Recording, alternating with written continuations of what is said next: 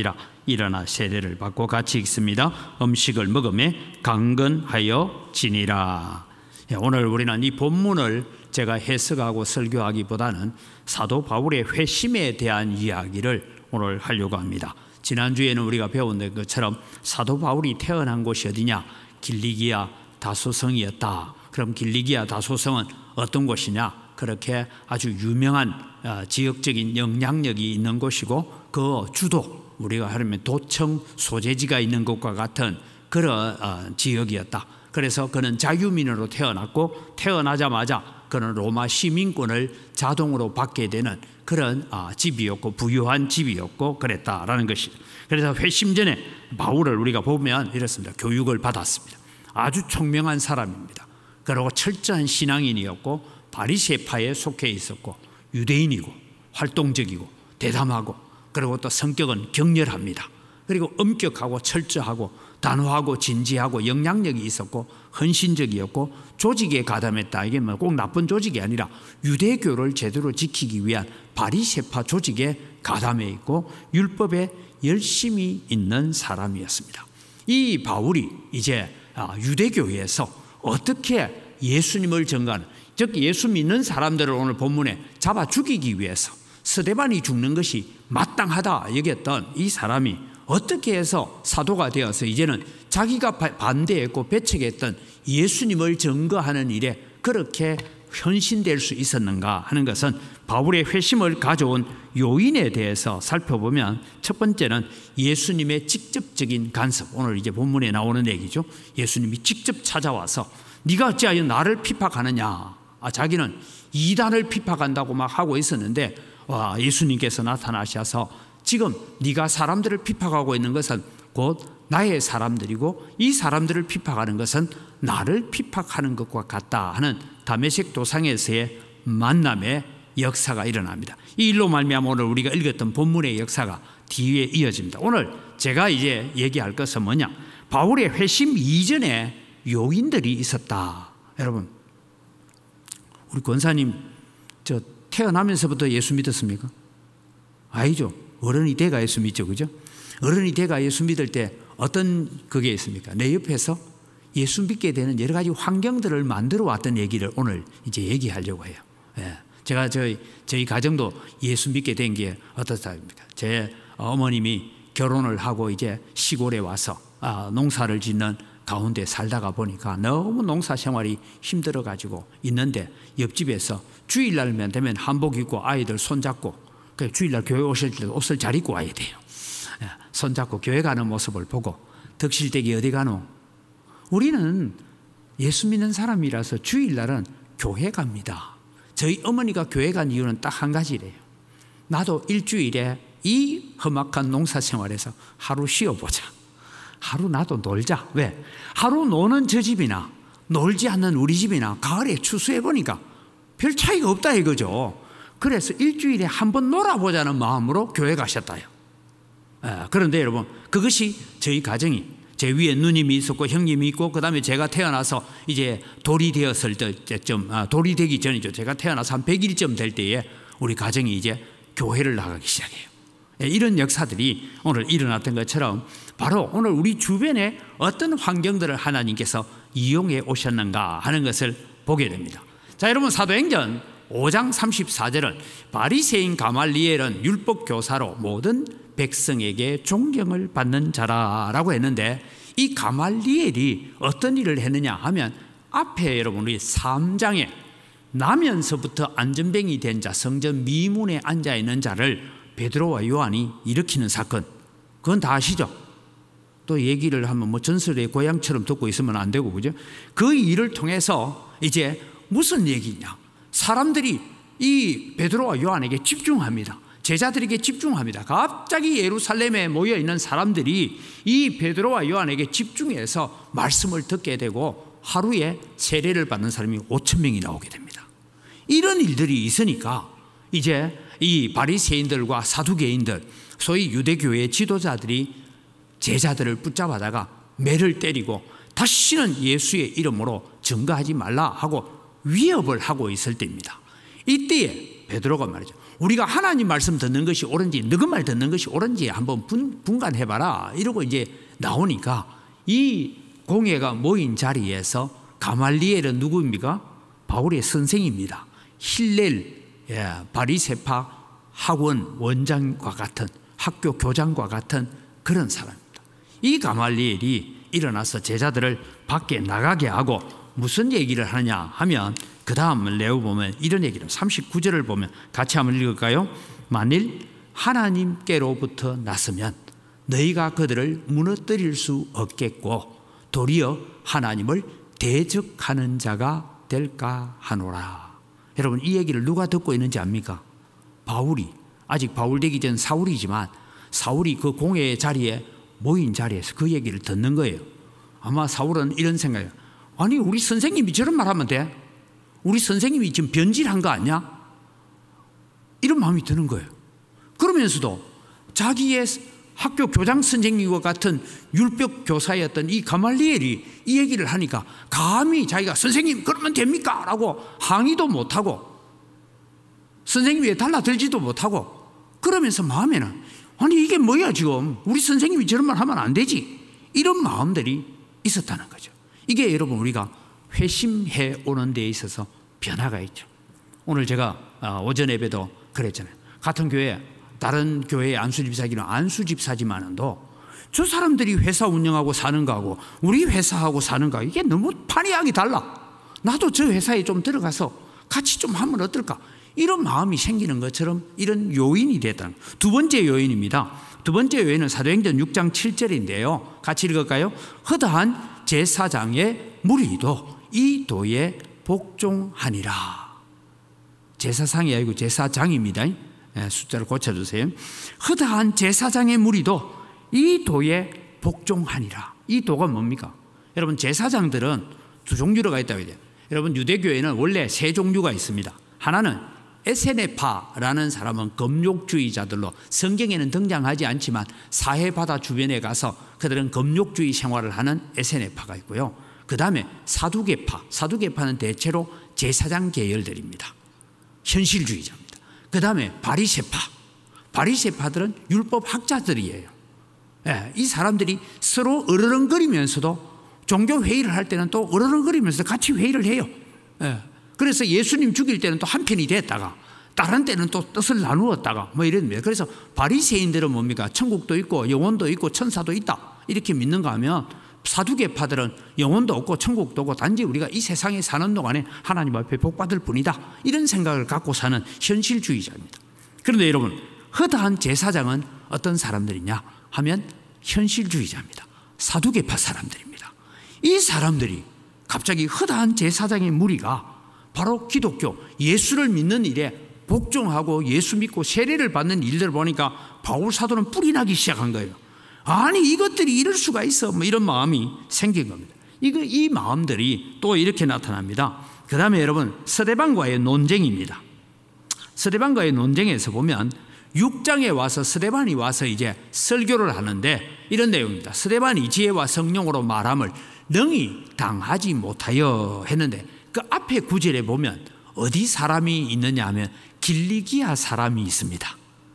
바로 사울이 자기는 그 당시에 가말리엘 문화에서 최고의 공부를 했고 쉽게 말하면 내가 그래도 성경에 대해서는 박사학위 한 5개는 있다 뭐 이러고 지금 자기가 주장하고 있는데 스데반하고 대화를 해가지고 졌단 말이에요. 스데반과 성경 가지고 논쟁을 했는데 저거는 별로 배우지도 않은 것 같은데 성경을 가지고 막 인용을 해서 자기가 예를 들면 시편을 가지고 인용해야 돼요. 그 시편은 이 시편을 보세요 이렇게 바르게 적용하는 것 아닙니까 하고 논쟁을 했는데 졌다는 거예요. 그래서 11절은 사람들을 매수하여서 거짓 증언하게 하는 일을 바울이 그 당시에 그 자리에 있었어요. 거짓말로 스데반이 성전을 회방하고 모세의 율법을 회방했다라는 사람들을 매수해서 네가 이런 말을 거짓말해라 하고 입에 넣어주는 일에 바울 자기도 동참하고 있었던 거예요. 그 다음 이제 요소를 넘어가겠습니다. 바울의 회심 이전의 요인들을 바라보면 스데반의 얼굴입니다. 사도행전 6장 14절에 사람들을 매수하여서 스데반을 음모를 하고 스데반에 대해서 거짓말을 하고 유언비어를 가지고 막 스데반을 공격을 하는데 가만히 스데반이 보니까 어땠다고요? 같이 읽을까요? 공회 중에 앉은 사람들이 다 스데반을 주목하여 보니 그 얼굴이 천사의 얼굴과 같더라. 저거들은 막 화가 나가지고 막 스데반을 공격을 하는데 스데반의 얼굴은 천사와 같아. 왜? 하나님의 말씀에 대한 확신이 서 있으니까 그 얼굴이 천사와 같더라. 그래서 우리가 이기지 못하는구나 하는 얘기입니다. 그 다음 스데반의 설교가 7장에 나옵니다. 7장 53절까지는 스데반의 설교입니다. 제가 여러분 이제 우리는 한글로 되어 있는 성경을 읽으니까 우리가 예사로 그냥 번역된 성경을 읽습니다. 사도행전 3장에 나오는 4장에 나오는 이 베드로의 설교는 용어상 보면 투박하기 그지없고 소위 말해서 용어가 말끔하지를 못합니다. 그런데 7장에 나오는 스데반의 설교는 어떠냐? 쉽게 말해서 앞에 있었던 베드로의 설교는 한 대학 신학교 처음 들어온 신학생이 설교한다라고 보면 여러분 스데반의 설교를 그냥 헬라어로 다 읽어보면 스데반의 설교는 얼마나 완벽한지 대학 교수가 논문 써난 것과 같다 이렇게 보면 됩니다. 그렇게 설교 격차가 납니다. 이런 일이 있는데 그들이 이 스데반의 설교를 듣고 이 말을 듣고 마음이 찔렸다는 거예요. 사도행전 2장에 보면 베드로의 그 투박한 설교를 듣고도 사람들이 마음에 찔렸어요. 찔려서 어떤 반응을 보이냐? 형제들아, 그러면 우리가 어찌할꼬 하고 회개하는 쪽으로 흘러갔다면 스데반의 설교를 듣고 난 다음에는 그들이 마음이 찔려서 스데반을 향하여 이를 갈았다. 길을 틀어막고 이를 갈고 분노했다는 것입니다. 그 다음에 스데반의 증거입니다. 7장 56절 같이 읽습니다. 말하되 보라, 하늘이 열리고 인자가 하나님 우편에 서신 것을 보노라 한데, 여러분 이 얘기가 뭐냐면 시편을 인용한 겁니다. 시편에 주께서 내 주에게 이르시기를, 즉 하나님께서 내 주 예수님에게 이르시기를 너는 내 오른편에 앉았으라. 내 원수들을 다 내 발등상 삼는 그날까지 내 오른편에 앉았으라 하는 성경을 인용한 것과 똑같아요. 그래서 지금 스데반이 보고 있는데, 여러분 우리나라에도 그렇고 뭐 외국에도 그렇고 여러분들도 책 보셨죠? 내가 본 천국 뭐 이런 얘기들이 막 한때 막 인기가 있었잖아요. 그런데 그 얘기 중에는 상당히 성경하고는 거리가 먼 얘기들이 많습니다. 왜냐하면 지가 본 천국이기 때문에. 그런데 여러분은 그런 환상을 보고 그런 영적 체험을 할 때도 내가 보는 이 영적 체험이 성경적이냐, 성경하고 맞느냐라는 관심을 가져야 됩니다. 그런데 우리는 종종 기도원에 가서 뭐 기도하다가 들었다. 그것이 여러분 성경보다 앞서면 안 됩니다. 하나님 말씀보다 앞서면 안 돼요. 그런데 오늘 스데반이 증거하는 것은 보라, 하늘이 열리고 인자가, 즉 예수님이 하나님 우편에 서신 것을 보노라. 다르게 말하면 주께서 내 주에게 명하시기를, 다윗이 고백인 거잖아요. 너는 내 우편에 있으라 하는 얘기와 동일하다라는 것을 볼 때에, 비록 내가 돌을 던져서 지금 스데반을 죽이기는 하지만 스데반이 하고 있는 본다는 환상이 성경하고 일치가 한다라는 것을 알게 됩니다. 그 다음에 7번째를 바라봅니다. 같이 사도행전 7장 60절 같이 읽습니다. 무릎을 꿇고 크게 불러 이르되 주여 이 죄를 그들에게 돌리지 마옵소서. 이 말을 하고 자니라. 여러분 스데반이 돌에 맞아 죽습니다. 죽어가면서 하는 기도가, 여러분 우리 돌로 나를 때려 죽이면 죽을 때 왜 죽습니까? 우리 이제 예를 들면 저 조선시대의 사극을 한번 볼까요? 음모를 당해가지고 모함을 당해가지고 그래서 억울하게 사약을 받거나 사형을 받을 때 대체로 하나님 어떻게 죽대요? 내가 죽었으라도 원혼이 되어서 너희 후손들을 내가 막 이렇게 얘기하잖아요. 이게 일반적인 사람들이에요. 일반적인 사람들은 내가 죽었으라도 내가 원혼이 돼서 이 원수를 갚으리라, 뭐 이게 보통 일반적인데, 아니 저 양반은 지금 돌에 맞아 죽으면서 한다는 얘기가 주여 이 죄를 그들에게 돌리지 마옵소서. 여러분 누구 기도죠? 예수님이 십자가에서 했다는 기도를 지금 스데반이 하고 있다. 바울은 아마 자기를 향하여 너 유대교 잘못된 거야 하고 돌로 치면 하나님께서 너희들에게 진노를 내리사 너희 조상 너희 후손 대대로 문둥병자가 나오고 막 이래 저주를 퍼부을 것 같은데, 이 스데반은 죽으면서 아버지여 저들이 알지 못해서 저러오니 저들의 죄를 저들에게 돌리지 마옵시고 딸에게 말하면 회개하고 함께 예수 믿는 자리로 돌아오게 하옵소서라는 기도를 하는 얘기를 들을 때 바울의 마음속에는 한편으로는 분노하면서도 한편으로는 갈등할 수밖에 없었다. 이것이 여러분 바울이 지금 다메섹에서 주님을 만나기 전에 그는 지금 기독교인들을 향해서 분노하고 있지만 그 마음속에는 여러 가지 갈등, 서성으로부터 드러내기, 제사장들이 변절하고 뭐 이런 여러 가지 일들, 그리고 제자들을 통해서 일어난 기적들을 바라보면서 이런 의문 속에 갈등하고 있었던 것은 사실이다. 그래서 여러분 다메섹 도상에서 주님을 만나자마자 이제 눈을 뜨자마자 나중에 우리가 나오는 얘기는 사울이 다메섹에 있는 제자들과 함께 며칠 있을 때 즉시로 각 회당에서 예수가 하나님의 아들이심을 증거하게 됐던 결정적인 이유는 그가 배웠던 모든 학문들을 다시 예수 그리스도께 맞출 수 있었다. 그리고 모든 것들이 예수 그리스도를 가리키고 있었구나라고 깨닫게 되는 그 모든 것들은 지금 앞서 설명드려지는 이런 일들을 통해서 그가 배우게 되었다라는 것입니다. 그래서 여러분 오늘 우리는 살아가면서 꼭 내가 예수 믿고 누구에게 전도를 해가지고 내 입으로 전도해서 예수 믿는 일이 직접 일어나지 않더라도 여러분 우리는 오늘 또 오전에 제가 말씀드린 것처럼 우리가 예표의 사람들로 우리가 살아가면 이 사람들이 어느 순간 어느 환경을 만났을 때에 뭐라고 하겠어요?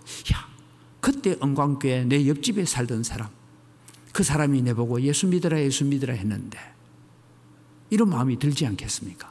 그래서 주께로 돌아오는 계기를 만들어줄 수 있어요. 그래서 여러분 우리는 복음 전하는 것이 당장 열매로 나타나지 않는다 할지라도 우리가 좌절하지 않겠어요. 이런 것들이 차곡차곡 쌓여서 결국은 그 사람이 회심하는 결과를 만들어낸다는 것입니다. 마지막으로 바울의 회심 이전의 요인들을 바라보면 초대교회의 성도들의 기도입니다. 마태복음 5장 44절 같이 읽습니다. 나는 너희에게 이르노니 너희 원수를 사랑하며 너희를 박해하는 자를 위하여 기도하라. 예수님의 말씀을 들었던 초대교회 성도들은 지금 우리를 위해서 가장 박해하는 사람이 누굴까? 보니까 저 사울이란 청년이 하나 있는데 저 청년이 지금 보통 넘는구나. 그래서 하나님, 저 청년, 어떤 사람은 저 청년을 빨리 죽여주옵소서 기도하는 사람도 있었겠지만 저 청년이 가지고 있는 열심과 열정, 저것이 변하여서 예수님을 증거하는 일에 사용되면 얼마나 좋을까. 그래서 바울의 이 회심을 위해서 기도하는 성도들도 있었다라고 보여집니다. 그것이 오늘 바울의 회심을 가져오는 여러 가지 요인들 중에 하나입니다. 저는 교회 성도들의 기도에 대한 얘기를 하면서 예전에 제가 한번 말씀드린 적이 있습니다. 제가 인도네시아에 있을 때에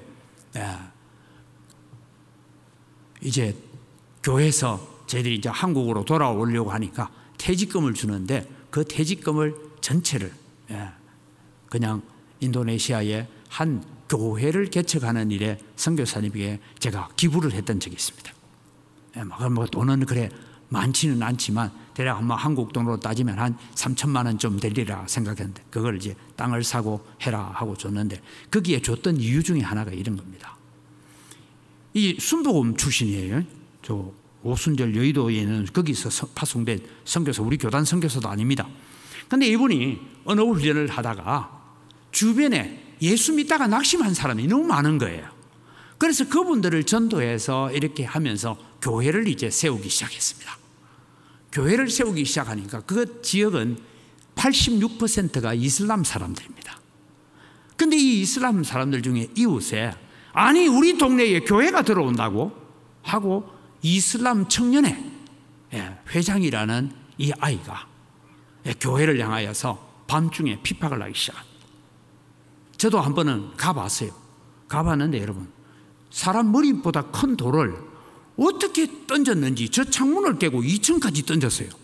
제가 밑에서 그거 들고 던져보려고 하니까 도무지 그렇게 올라가지 않는데, 하여간 여러분 그렇게 돌을 던지고 창문을 깨고 막 그렇게 해서 이 교회가 예배를 하면 생명을 걸고 예배를 해야 되는 겁니다. 그래도 낮에는 경찰이라도 있고 하니까 괜찮은데 밤 되면 이 청년들이 그렇게 합니다. 근데 이 교회가 기도한 거예요. 하나님, 우리를 가장 박해하는 이 청년이 저 다메섹으로 가고 있는 사울과 같은 청년인데 이 청년이 바울처럼 바뀌게 해 주십시오 하고 기도를 했어요. 그 얘기를 듣고 저도 기도를 했습니다. 그런데 여러분, 참 하나님의 기적은 놀라운 방법입니다. 어느 날 이 청년이 잠을 자는데 꿈에 누군가가 나타나서 너 빨리 가서 저 한국의 정 목사에게 가서 사과해라. 그걸 3번이나 보여주더래요. 그래서 이 청년이 너무, 왜 자기도 이슬람을 믿고 종교심은 있으니까 너무 겁이 나가지고 어느 날 밤에 찾아온 거예요. 목사님 사택에 찾아오고, 이 청년이 찾아오니까 목사님이 겁이 나겠어요? 겁이 안 나겠어요? 덜컥 겁이 났죠. 이게 무엇이 이제 나를 죽이려 왔나? 이런데 이 청년이 갑자기 현관 앞에서 무릎을 꿇고 목사님 나 좀 살려주세요. 그래서 집으로 들어와서 차를 대접하고 무슨 일이냐 했더니 3일 동안 자기가 잠을 자는데 꿈에 나타나서 누군가가 자기 보고 빨리 저 한국 정 목사에게 가서 사과해라, 사과해라, 이 얘기를 하는데 제가 죽을 것 같습니다. 그래서 여러분, 이 청년이 그날로부터 이 목사님의 전도를 받고 예수님을 믿게 되고, 그 이슬람 따라다니던 이 청년들 중에 다는 돌아오지 않았지만 한 절반 가까이는, 왜냐하면 자기 패거리니까 예수를 믿게 만들고, 그리고는 신학교에 가서 목사가 됐어요. 제가 인도네시아를 떠나고 3년 뒤에 갔을 때 그 목사를 제가 만났어요. 목사님이 그때 했던 이 청년이 이제는 신학교 가서 학생을 하고 있습니다. 신학을 공부하고 있습니다. 그리고는 뒤에는 목사가 됐다는 얘기를 들었어요. 여러분, 오늘 또 기적은 일어나고 있습니다. 곳곳에서, 우리는 선교지가 아니어서 잘 모르지만 선교지 곳곳에서는 지금도 이런 역사들이 일어나고 있습니다. 곳곳에서 일어나고 있습니다. 그런 것을 우리가 바라볼 때 오늘도 여러분이는 선교를 위해서 기도할 뿐만 아니라 오늘 또 교회를 향하여 안 좋은 얘기를 하고 교회를 박해하고 믿음을 박해하는 자들을 위해서 오히려 우리는 기도하면서 나아가야 될 것입니다.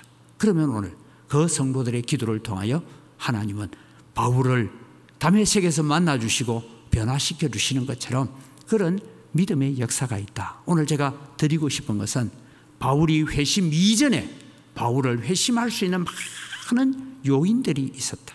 그것이 헛된 것처럼 보이지만 결국은 그것이 하나 둘 쌓여서 결국은 이 바울로 하여금 복음의 사역자가 되게 만드는 역할들을 감당할 수 있었다라는 것을 바라보면서 우리는 앞서 있었던 이 요소에 오늘도 우리는 필요한 대로 사용되어지고 쓰임받는 성도들이 되기를 주의 이름으로 축복합니다. 기도하겠습니다.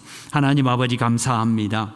오늘은 바울의 생애를 살펴보면서 바울이 다메섹 도상에서 예수님을 만나서 결정적인 순간에 회심을 가져오게 되는 기회가 되기는 했지만 이 바울이 그 자리에 오기까지 수많은 마음의 갈등을 일으키며 고민하고 염려하게 만들었던 많은 일들이 있었던 것을 압니다. 그 일들이 쌓여져서 예수님이 찾아오자마자 즉시로 변화하여서 예수는 그리스도라고 증거하는 일에 쓰임받았던 것을 바라봅니다. 오늘 우리는 직접 열매가 바로 즉시의 열매가 나타나지 않는다 할지라도 오늘 또 초대교회 성도들이 끊임없이 이 사울 청년을 위해서 기도했던 것처럼 오늘 또 우리가 선교지 곳곳에서 핍박과 환난 가운데 있는 자들에게 우리는 기도를 보탤 뿐만 아니라 핍박과 환난을 가하는 자들이 예수님을 만나고 예수님을 믿고 회개하는 역사가 일어나도록 기도하면서 오늘 또 믿음의 길을 잘 걸어가게 하여 주시옵소서. 무더운 날씨가 계속됩니다. 우리 사랑하는 성도들을 지켜주시고 보호하시고 인도하시고 특별히 우리 연로하신 분들 주님 부르시는 그날까지 찬송과 기도를 쉬지 아니하도록 은혜 베풀어 주시옵소서. 감사합니다. 예수님 이름으로 기도드립니다. 아멘. 우리 주 예수 그리스도의 은혜와 하나님 아버지의 무한하신 사랑과 성령님의 교통하심과 위로 충만하심의 역사가 오늘 또 바울이 다메섹 도상에서 주님을 만나기 전에 이미 주님을 만날 수 있는 여러 가지 준비의 요인들이 있었던 것을 바라보면서 오늘 또 우리가 세상에 나가서 예수 그리스도를 보여주는 예표의 사람들로 잘 살아가기를 소원하는 주의 사랑하는 백성들 머리 위에 이제로부터 영원토록